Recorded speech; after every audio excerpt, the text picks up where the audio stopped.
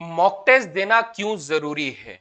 Mock test ऐसे किस तरीके से आपको हेल्प करता है ताकि आपका रिजल्ट पॉजिटिव हो जाए? तो यस, आज के इस सेशन के अंदर मैं आप लोगों को इंपॉर्टेंस ऑफ मॉक टेस्ट देना बताऊंगा कि क्यों मॉक टेस्ट देना चाहिए। और भी बहुत सारी चीजें हैं जो मैं आपके साथ बात करूंगा, क्योंकि ये लास्ट मंथ है और इस मंथ में बहुत सही स्ट्रैटेजी के साथ ही आप सक्सेसफुल हो सकते हैं। तो चलिए शुरू करते हैं। तो सबसे पहले हम बात करेंगे कि मॉक टेस्ट जो है वो आपके रियल लेवल को रिवील करता है। कैसे?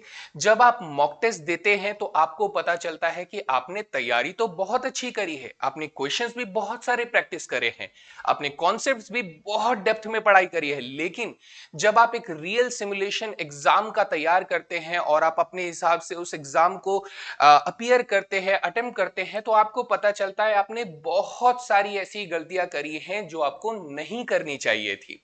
तो जब आप मॉक टेस्ट देते हैं तो आप अपनी गलतियों को पहचानते हैं, जैसे कि किस क्वेश्चन को छोड़ना चाहिए था, किस क्वेश्चन को एक्चुअली में कितना समय देना चाहिए था, या फिर हमें किस तरीके से टाइम मैनेज करना था कि मैं वहां तक 120 सवालों तक पहुंच सकूं और हर एक क्वेश्चन को एक्यूरेसी के साथ, विदाउट एनी स्पीड की, वो जो भागने की दौड़ होती है उससे बचकर आप एक्यूरेसी के साथ अपने आंसर को मार्क करो, सो दैट आप सिर्फ और सिर्फ प्लस की तरफ जाएं, किसी भी नेगेटिव मार्किंग की तरफ ना जाएं।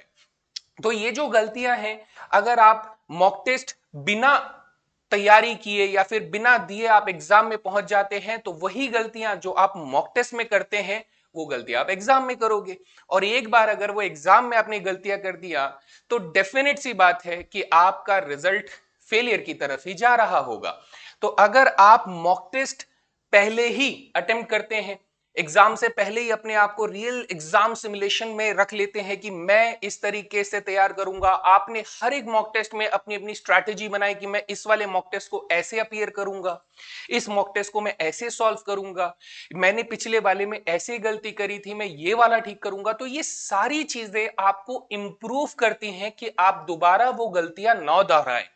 जैसे कि अगर आपने तैयारी बहुत अच्छी करी है, लेकिन अगर आप एग्जाम या फिर मॉक टेस्ट के दौरान एक खास तरीके की गलती कर रहे हैं, जैसे डिफिकल्ट क्वेश्चंस में उलझे रह जाते हैं, या फिर आप सारे क्वेश्चंस को जल्दी जल्दी में पढ़ते हैं, उसका रियल मीनिंग ही नहीं समझते और आप गलत आंसर निकाल देते हो, तो ये सारी चीजें आपके रियल लेवल को रिवील करती हैं। और अच्छा है ना कि ये एग्जाम में नहीं किया, ये आपने घर बैठकर मॉक टेस्ट के साथ किया ताकि आप उसे सुधार सकें। राइट? ये आपके वीक जोन्स को आइडेंटिफाई करता है कि आपकी कमी कहां रह गई। आपने तैयारी तो बहुत अच्छी करी, लेकिन आपको कहां रिवीजन करने की जरूरत थी, किन पॉइंट्स पर आपको खासकर ध्यान देने की जरूरत थी, ये बात भी आपको पता चलती है। ये आपको एग्जाम का जो प्रेशर होता है उसका अवेयरनेस प्रोवाइड करता है कि एग्जाम, दूर से देखने पर एग्जाम बड़ा आसान लगता है कि 120 सवाल 2.5 घंटे, अरे यूं ही हो जाएंगे, लेकिन जब आप रियल टाइम में उसे अपीयर करते हैं तो आपको पता चलता है घड़ी की सुई यूं यूं यूं यूं आगे बढ़ जाती है और आपके क्वेश्चन वहीं रह जाते हैं। तो ये चीज आपको फेस करना बहुत जरूरी है, ताकि आप एग्जाम वाले दिन जब आप अपना पूरे 6 महीने की, साल भर की मेहनत जब आप परफॉर्म करने वाले हो, वहां ये गलतियां ना दोहराएं, है ना। दूसरा हमारे पास है कि आप अपने नॉलेज को परफॉर्मेंस में कन्वर्ट करने का मौका मिलता है। ये बहुत जरूरी है। आपने पढ़ाई कर ली, आपने क्वेश्चंस प्रैक्टिस कर लिए, आपने आपने पीवाईक्यूज लगा लिए, आपने वन शॉट्स देख लिया, आपने सब कुछ कर लिया, लेकिन जब परफॉर्मेंस की बात आई आप उस तरीके से परफॉर्म नहीं कर पाए जितना आपने एक्सपेक्ट किया था। तो आप अपनी नॉलेज को परफॉर्मेंस में कैसे बदलेंगे, ये मदद करेगा आपको मॉक टेस्ट। कैसे मदद करेगा भाई? यहां बात आती है एनालिसिस की, जिसके बारे में मैं आपसे बात करूंगा। क्यों?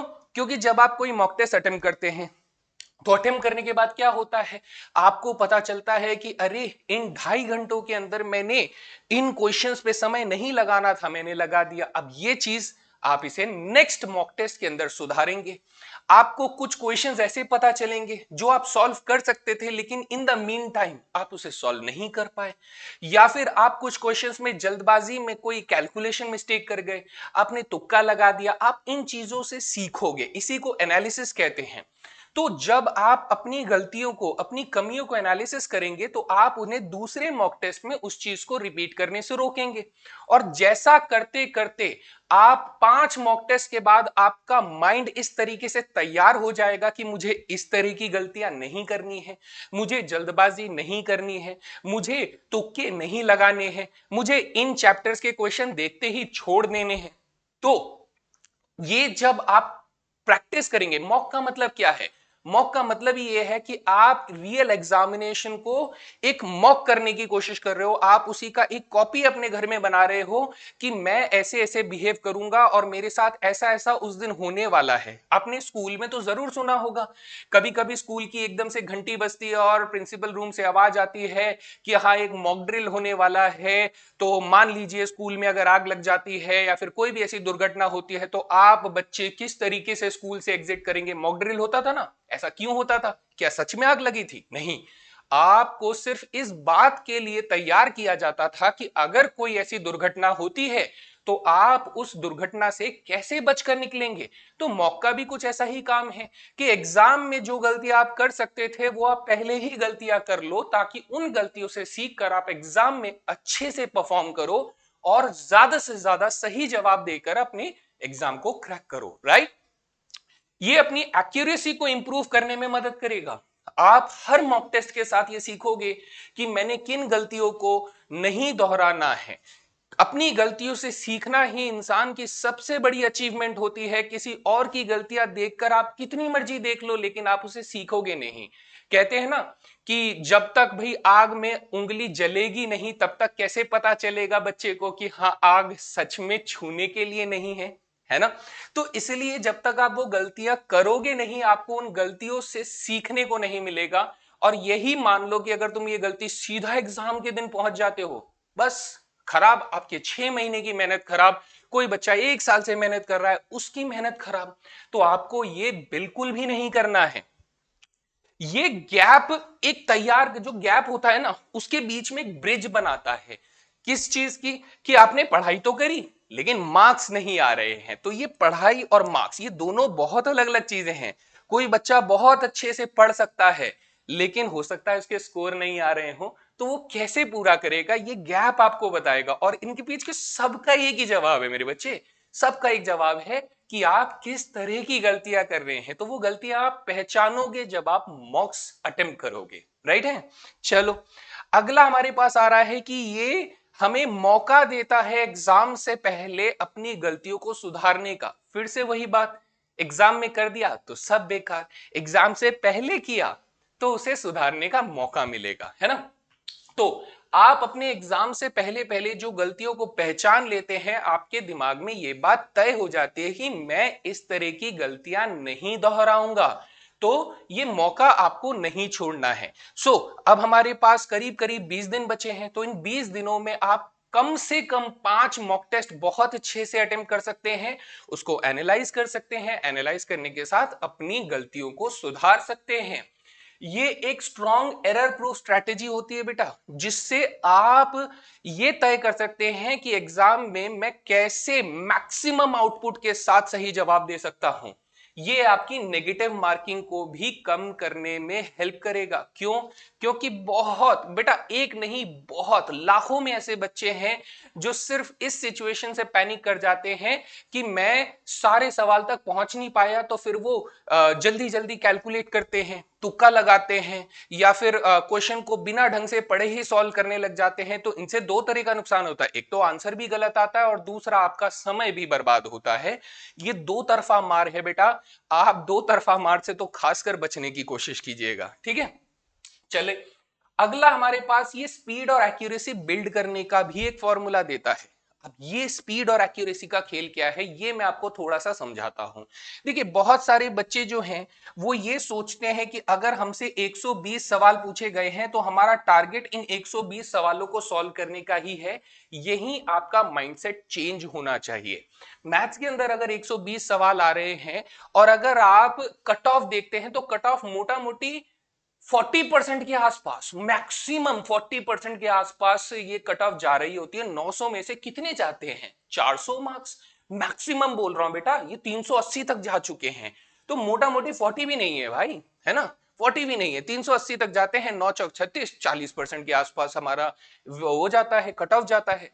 तो एक्चुअली में हमें 120 सवालों में से 120 सवाल सॉल्व करना जरूरी नहीं होता है, ये मैं पहले भी बहुत बार बता चुका हूं। क्योंकि आज डेडिकेशन के साथ हम लोग मॉक के ऊपर बात कर रहे हैं, तो ध्यान से सुनिए, ये 120 सवाल आपको मॉक में भी नहीं लगाने हैं, आपको कोशिश भी नहीं करनी है मॉक में कि आपको 120 सवाल पूरे सॉल्व करने हैं। आपको क्या करने हैं, आपको कैटेगराइज करना है, आपको 60 क्वेश्चन ऐसे ढूंढ कर निकालने हैं जो आपको आसान लगते हो। आपका टारगेट बस यही 60 होने चाहिए। अब बहुत सारे बच्चे जो है आधी अधूरी तैयारी के साथ भी बैठ जाते हैं। मैं ये नहीं कहता कि हाँ तुम क्लियर नहीं कर सकते, तुम कर सकते हो। तब आपके लिए एक और चैलेंज आता है, आपको बेटा करीब 30 क्वेश्चन जो होते हैं जो मॉडरेट लेवल के होते हैं और 30 क्वेश्चन जो हैं जो डिफिकल्ट लेवल के, हालांकि ये रेशियो मैंने थोड़ा सा बढ़ा दिया है, कम होता है डिफिकल्ट का, लेकिन हर बच्चे का अपना अपना क्राइटेरिया डिफिकल्ट बांटने का। तो आप यहां से 45 क्वेश्चन सॉल्व करने की कोशिश करेंगे और यहां से कम 15 क्वेश्चन सॉल्व करने की कोशिश करेंगे। ये मिलीजुली सरकार आपको आगे बढ़ने में मदद करेगी। आपको बस 60 क्वेश्चन सही करने हैं, बस यही चीज आपको अपने माइंडसेट में तैयार करना है। क्योंकि अगर आप ये एकदम से बिना किसी तैयारी के आप एग्जाम में जाते हैं, आपके साथ बहुत सारी चीजें होती हैं बेटा, ये लिटरली बता रहा हूं, बहुत डिफरेंट सिचुएशन होता है।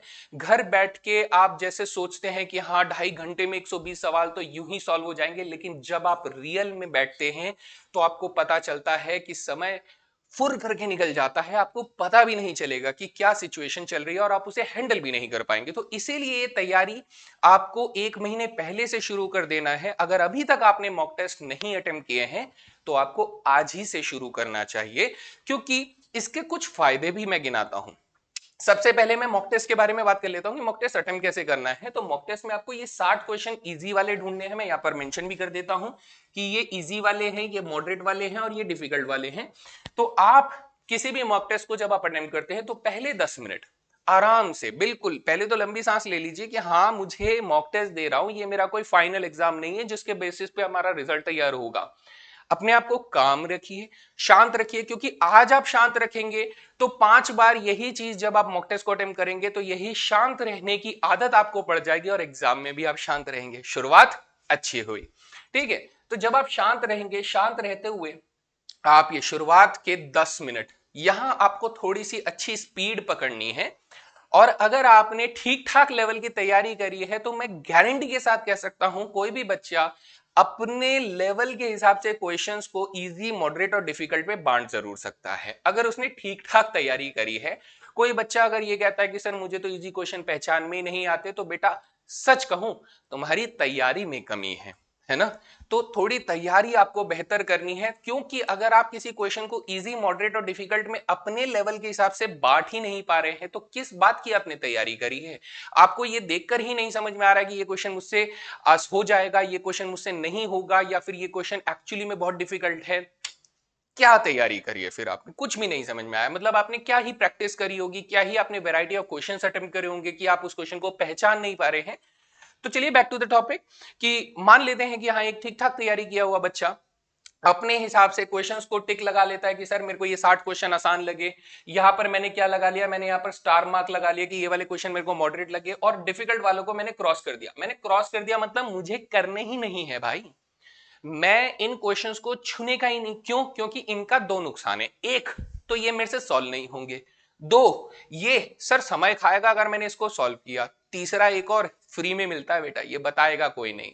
जब आप इस तरीके के क्वेश्चंस में अटेम्प्ट करने की कोशिश करते हो, आप अपना दिमाग लगाते हो, समय लगाते हो, एनर्जी लगाते हो, और फिर भी ये क्वेश्चन सॉल्व नहीं होता, और फिर क्या होता है, आपको बड़ा ही गिल्ट फील होता है कि अरे इतना सारा समय चला गया, क्वेश्चन सॉल्व नहीं हुआ। आपका कॉन्फिडेंस लेवल नीचे गिरता जाता है, हर एक सवाल के साथ आपका कॉन्फिडेंस लेवल गिरता जाता है।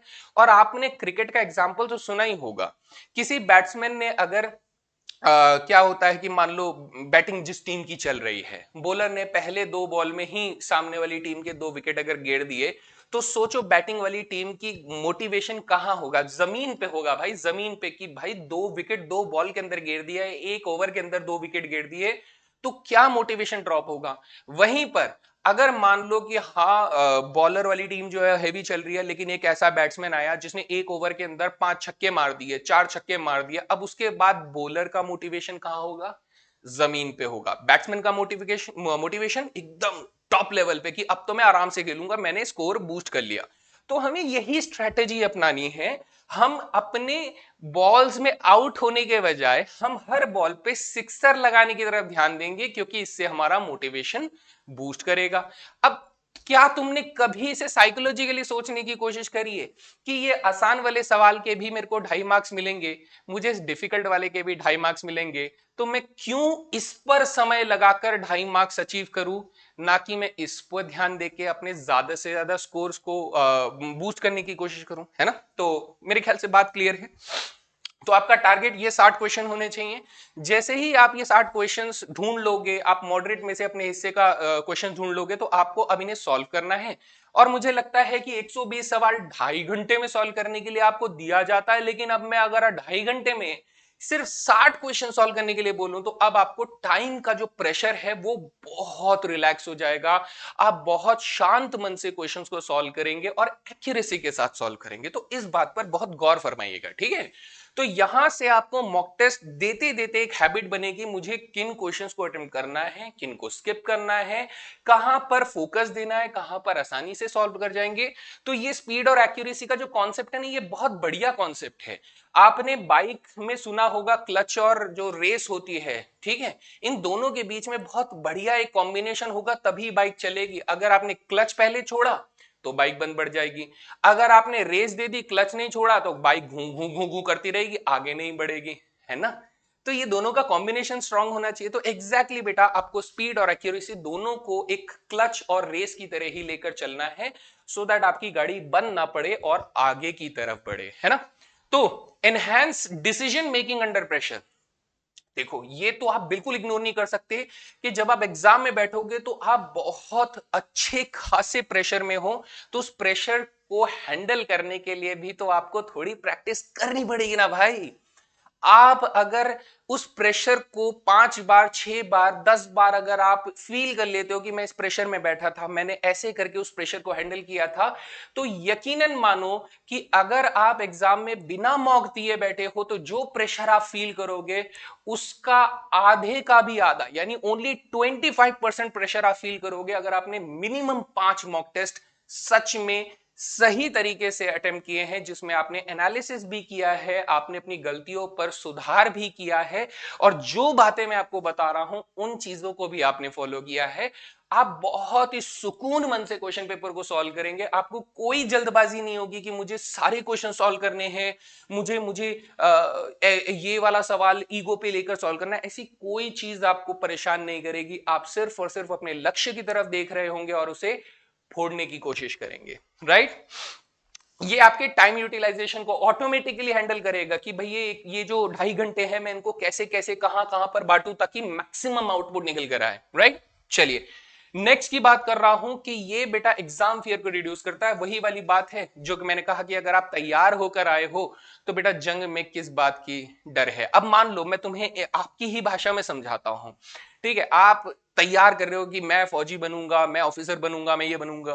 भाई मान लो ऐसी मैं गली में चलते हुए एक लड़का, ठीक है, उसको उठा के गर्दन पकड़ के ले जाता, मैंने कहा ये रही जंग बेटा, ले बंदूक पकड़ और जा जंग कर। ऐसा होना पॉसिबल है क्या? है? गीला कर देगा पैंट वो, ठीक? तो ऐसा नहीं होता है। तो यही होता है बच्चों के साथ, यही होता है बच्चों के साथ कि वो बिना तैयारी के कूद पड़ते हैं इस बड़े से जंग की तरह, जहां पर लाखों बच्चे आपके कंपटीशन में बैठे हैं, बिना तैयारी के चले जाते हैं और कहते हैं सर हमारा खराब हो गया पेपर। तो आपको ये गलती नहीं करनी है। आपको कम से कम 5 बार अपने आप को उस सिचुएशन में रखना है, ताकि आप हर एक बुरे से बुरे सिचुएशन में जो भी आपके सामने आए, आप उसको टैकल करने सीख सको। और यकीन मानिए 5 बार में हर बार आपको कुछ ना कुछ नया ही देखने को मिलेगा, अगर आप अपनी पुरानी गलतियों को ठीक कर रहे हो। अच्छा, इसमें एक बड़ी मजेदार बात मैं बताता हूं।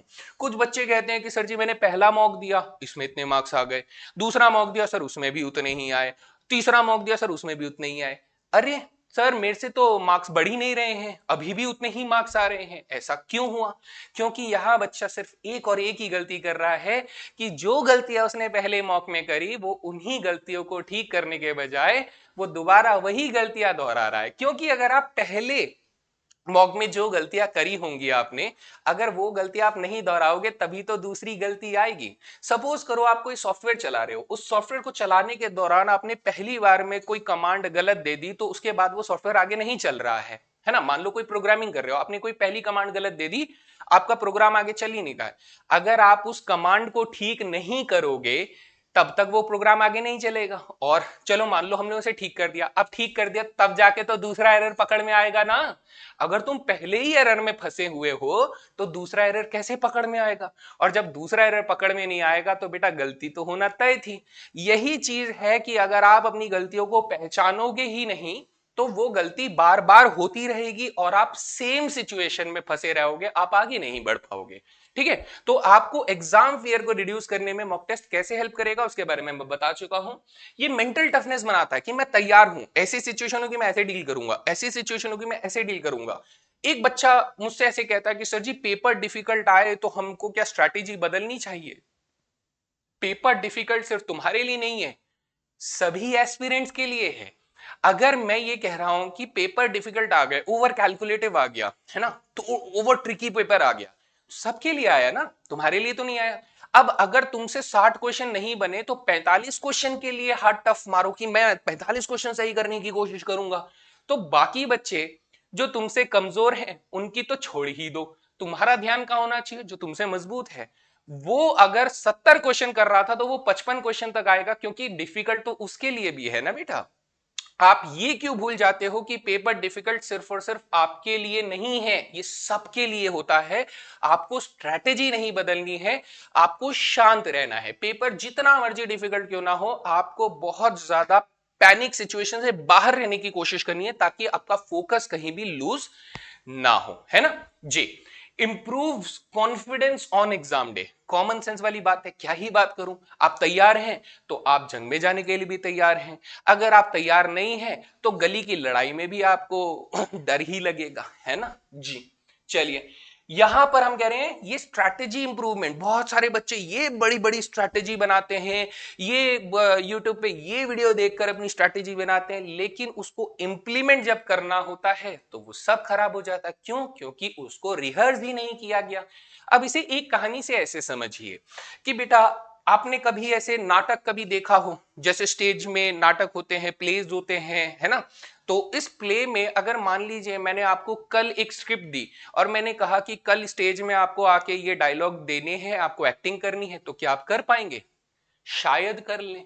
रेयर टू रेयर केस में कोई ऐसा हो जो कर ले भाई, तुरंत डायलॉग याद हो जाए और उसे इमोशन भी फील हो जाए और जाके वो एकदम से बढ़िया बढ़िया बढ़िया बढ़िया एकदम परफॉर्म करे और तालियां भी बजे और गड़गड़ाहट के साथ। क्या ऐसा सबके साथ होता है? नहीं ना। तो ऐसा जेनेरिक वे में बात करेंगे, इन जनरल क्या होता है? इन जनरल सर जी हम स्टेज में जाते ही हम डायलॉग भूल जाएंगे, कभी कहां खड़ा होना था वो भूल जाएंगे, कभी किसको क्या बोलना था वो भूल जाएंगे, है ना, कौन से फेशियल एक्सप्रेशन देने थे वो भूल जाएंगे। तो ये क्यों हो रहा है? क्यों? क्योंकि आपने रिहर्स नहीं किया। इसीलिए तो बेटा प्ले से पहले रिहर्सल्स महीनों तक चलती है। क्यों चलती है? ताकि आप जो भी प्रॉब्लम आपको आ रही है आप उस चीज को ओवरकम करें और उन गलतियों को सुधारते हुए आप जिस दिन परफॉर्म करना है उस दिन परफॉर्म करें। तो आपकी जो एग्जाम स्ट्रेटेजी होती है वो आप बनाते हैं कि मैं ऐसे करूंगा, मैं वैसे करूंगा, लेकिन अगर आपने उसे रिहर्स ही नहीं किया तो आपके सामने जो भी परेशानी आएगी आप उसमें फंसे रह जाओगे और आप निकल नहीं पाओगे। ठीक है, ये क्वेश्चन सिलेक्शन को शार्पन करता है, जो कि मैंने आपसे कहा कि बेटा आप मॉक टेस्ट लगाते हैं, आपको यही पता नहीं चलता कि कौन सा क्वेश्चन छोड़ना था कौन सा करना था। ये कैसे पता चलेगा? अगर आप सीधा एग्जाम डे में पहुंच गए तो आपको कैसे पता चलेगा? एग्जैक्टली आइए अब मैं रिवील करता हूं। इसे एनालिसिस कहते हैं। बेसिकली एनालिसिस कैसे कहते हैं? सपोज कीजिए हमने कुछ क्वेश्चन कर दिए जो सही थे, हमने कुछ क्वेश्चन किए जो गलत थे, हमने कुछ क्वेश्चन नहीं किए जिसको मैंने स्किप कह दिया। ठीक है, सिंबल समझ में आ रहे हैं कि एक सही किया, एक गलत किया और कुछ स्किप कर दिया। तो अब आपको यह सोचना है कि जो सही किया मुझे इसकी तरफ तो ध्यान ही नहीं देना है ना भाई, क्योंकि ये तो मैंने सही कर दिया। अब इसका कोई मेरे को अवार्ड थोड़ी ना दे रहा है कि मैं इसके लेकर बैठा रहूं। मिल जाएगा, जब अवार्ड मिलना होगा मिल जाएगा बेटा, बड़ा अवार्ड लेंगे, छोटे मोटे अवार्ड के लिए मत बैठो। आपको ध्यान देना है कि मैंने गलती क्यों करी, यहां आपका सबसे ज्यादा ध्यान होना चाहिए, क्योंकि जब आप इस पर ध्यान दोगे तो आपको क्या पता चलेगा कि मेरे वीक पॉइंट्स क्या हैं। अगर आपको अपने वीक पॉइंट्स पता होंगे तो आप रिवीजन करोगे, आप उसके कॉन्सेप्ट को पढ़ना होगा, कॉन्सेप्ट पढ़ोगे, आप उसके फॉर्मूले को देखना चाहोगे, आप उससे रिलेटेड और वैरायटी के प्रॉब्लम्स ढूंढना चाहोगे। तो बहुत सारे बच्चे मेरे पास आके कहते हैं सर जी रिवीजन कैसे करें। मैं कह रहा हूं लास्ट मंथ में बेटा आपको मॉक टेस्ट क्यों दिए जाते हैं, ताकि आप अपनी कमजोर हिस्सों को पहचान सके और उस पर काम करके अपने आप को इंप्रूव कर सके, राइट। तो इस पर ध्यान देना है, और खासकर बेटा इस पर भी ध्यान देना है कि आसान सवाल था फिर भी आपने क्यों छोड़ दिया, आपसे क्यों सॉल्व नहीं हुआ। एक तो बेटा यहां पर याद होगा मैंने आपसे कहा था कि क्रॉस लगा देना, जो क्वेश्चन मुझे करना ही नहीं है। अब वो क्वेश्चन छूटे ना छूटे नहीं देखना मुझे उस क्वेश्चन को, क्यों, क्योंकि वो आपने अपनी फ्री विल समझते हो, मेरी इच्छा, अपनी इच्छा से आपने उस क्वेश्चन को ड्रॉप किया था, तो आपको उसे देखने की जरूरत नहीं है। आप जनरली किस क्वेश्चन को देखोगे कि मैंने इस पे टिक लगाया था कि मैं इस क्वेश्चन को अटेम्प्ट करूंगा, लेकिन फिर भी जब मैं इसको सॉल्व करने गया तो मैं इस क्वेश्चन को सॉल्व नहीं कर पाया। और अगर सॉल्व नहीं कर पाया तो क्यों नहीं कर पाया, यही तो तुम्हारी कमी थी। अब तुम्हारे कान में आके थोड़ी ना मैं बताऊंगा कि बेटा तुम्हारा परम्यूटेशन कॉम्बिनेशन गड़बड़ है, तुम्हें पता करना पड़ेगा। तुम्हें पता करना पड़ेगा कि परम्यूटेशन कॉम्बिनेशन गड़बड़ है, मैट्रिक्स डिटरमिनेंट्स में गड़बड़ है, कोनिक सेक्शंस में गड़बड़ है। ये तुम्हें कौन बताएगा, तुम ही बताओगे कि तुम कहां पर पीछे हो। ऐसा हर किसी के लिए, आप पॉसिबली सोचो कैसे पॉसिबल हो सकता है भाई कि कोई तुम्हें आकर बताए कि तुम्हें यहां पर ध्यान देना है। सेल्फ एनालिसिस ही सबसे बड़ा एनालिसिस होता है बेटा। यहां ध्यान रखना बेटा, हर एक दुनिया में बड़े से बड़े इंसान के बारे में आप सोच लो अभी के लिए, और जिस भी इंसान का नाम आपके मन में आया ना, लिखकर बताना कि आपने किसके बारे में सोचा। बड़े से बड़ा इंसान जिसको आप रोल मॉडल मानते हो, आइडल मानते हो कि इस जैसा इंसान मैंने आज तक नहीं देखा है, ठीक है, उस इंसान के बारे में सोचो। और उनकी कोई भी कहावत अगर तुम्हें याद हो, ऑब्वियसली बात है रोल मॉडल है तो आपको कहावत भी उन्होंने कुछ ना कुछ आपको पसंद आई होगी, तभी वो रोल मॉडल है आपकी लाइफ में। तो उनकी कहावत भी बताना मेरे को, मैं देखना चाहता हूं कि कौन बच्चे किसको फॉलो करते हैं और कौन सी कहावत उनके जीवन में किस तरीके से इंपैक्ट डालती है ना। तो उनकी कहावत में ध्यान दो, उन्होंने हमेशा एक ही बात कही होगी कि अपने साथ समय बिताओ। ठीक है, अपने साथ, अपने अपने जीवन को समझने की कोशिश करो कि आपके जीवन में किस चीज में कमी है, किस चीज में आपको सुधार की जरूरत है। क्योंकि आप दूसरों को देखकर अगर इन्फ्लुएंस हो जाओगे तो आप उसकी राह में तो चल नहीं पाओगे। क्यों? क्योंकि बेटा उसके पास कुछ और कैपेबिलिटीज होंगी, उसके पास कुछ और कमियां होंगी जो आपसे मैच नहीं करती होंगी। आप कहीं पर ज्यादा अच्छे होंगे, आप कहीं पर थोड़े खराब होंगे, तो क्या आप उसके जैसे परफॉर्म कर पाओगे? नहीं। आपको अपने साथ कॉम्पीट करना है, अपने इंट्रोस्पेक्शन जिसे कहते हैं, आपको अपने अंदर झांकना है कि मैं कहां पीछे रह रहा हूं। जब आप अपने आप से कॉम्पीट करेंगे तभी तो आगे बढ़ पाएंगे। आपको किसी के साथ कॉम्पीट नहीं करना है, आपको खुद से लड़ाई लड़नी है। ठीक है, तो आपको इन दोनों पर खासकर ध्यान देना है, क्योंकि यही चीज आपको बताएगा कि मैंने जो सब कुछ पढ़ लिया है स्टिल उसके बाद भी मुझे कहां रिवीजन करने की जरूरत है। बहुत सारे बच्चे भाई नोट्स खोल के बैठ जाते हैं, वन शॉट लेक्चर खोल के बैठ जाते हैं, 5-5 6-6 घंटे के नौटंकी वाले वीडियोस देखने बैठ जाते हैं। क्या फायदा? क्यों? समय बर्बाद। आपको जिस चीज की जरूरत थी आपने वो तो किया ही नहीं।